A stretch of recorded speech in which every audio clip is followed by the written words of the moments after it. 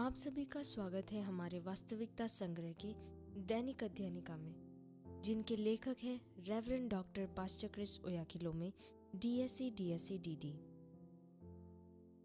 आज के संदेश का शीर्षक है आप जो हैं उसका अभ्यास कीजिए। इब्रानियों के पत्र अध्याय 5 वाक्य 14 कहता है, पर अन्न सयानों के लिए है, जिनकी ज्ञानेंद्रियां अभ्यास करते करते भले बुरे में भेद करने में निपुण हो गई है। जब आप एक बच्चे थे तो आपने जन्म लेते ही तुरंत चलना शुरू नहीं कर दिया था। आपकी हड्डियां और मांसपेशियां अभी तक विकसित नहीं हुए थे। किसी ने भी आपको अपने नन्हे पैरों पर खड़ा करने की कोशिश नहीं की होगी जो अभी तक आपका वजन नहीं उठा सकते थे। लेकिन जैसे जैसे आप मजबूत होते गए, आपके माता पिता ने आपको बैठने में मदद करना शुरू कर दिया और जल्द ही आप स्वयं बैठ सकते थे। कुछ समय बाद आप रेंगने लगे और धीरे धीरे बिना सहारे खड़े हो सकते थे। फिर आपने चलना सीखना शुरू कर दिया और जब आप ठोकर खाकर और चलने की कोशिश करते हुए गिरते भी थे तो आपको तब तक सहायता और सहारा दिया जाता था जब तक कि आप पूरी तरह से नहीं चल लेते, और आज आप इसके बारे में सोचे बिना भी चलते हैं। आत्मिक वृद्धि भी इसी प्रकार काम करती है। यह मत कहो, यदि मैं सच में परमेश्वर की संतान हूं तो कभी कभी चीजें मेरी इच्छा के अनुसार काम क्यों नहीं करती। आपकी पहचान प्रश्न में नहीं है। आप वास्तव में परमेश्वर की संतान हैं, ठीक है। आत्मा आप ही हमारी आत्मा के साथ गवाही देता है कि हम परमेश्वर की संतान हैं। रोमियो के पत्र अध्याय 8 वाक्य 16। इसलिए यह आपके प्रशिक्षण के बारे में है, आपकी पहचान के बारे में नहीं। आपको सत्यनिष्ठा में और राज्य के तरीके में प्रशिक्षित किया जाना चाहिए। आपको वचन का व्यायाम करना चाहिए। आपको वचन का अभ्यास करना चाहिए। मसीही जीवन अभ्यास का जीवन है। हम वचन के अभ्यासी हैं। आप प्रेम का अभ्यास करते हैं।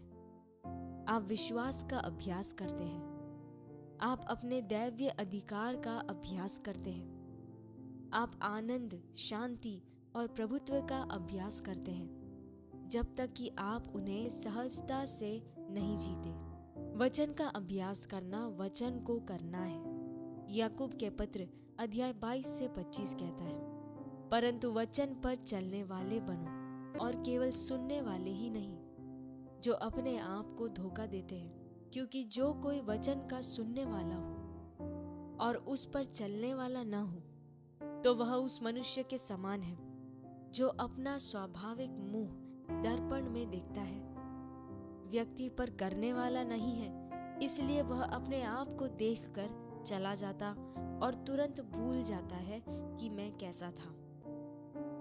पर जो व्यक्ति स्वतंत्रता की सिद्ध व्यवस्था पर ध्यान करता रहता है, वह अपने काम में इसलिए आशीष पाएगा कि सुनकर भूलता नहीं, पर वैसा ही काम करता है। इसलिए स्वयं को प्रशिक्षित करते रहिए, वचन को कार्य में लगाते रहिए। आप जो हैं उसका अभ्यास करते रहिए और परिणाम स्वरूप जीत, समृद्धि, स्वास्थ्य और बुद्धि में चलना आपके लिए सांस लेने समान स्वाभाविक हो जाएगा। परमेश्वर की महिमा हो। हम घोषणा करें, प्यारे पिता, आपके वचन के द्वारा और आपकी आत्मा से मुझे सत्यनिष्ठा के मार्ग में प्रशिक्षित करने के लिए धन्यवाद। मैं आपके सत्य में चलता हूं और राज्य के दृष्टिकोण से कार्य करता हूं। मेरा विश्वास दृढ़ होता है, मेरी समझ गहरी होती है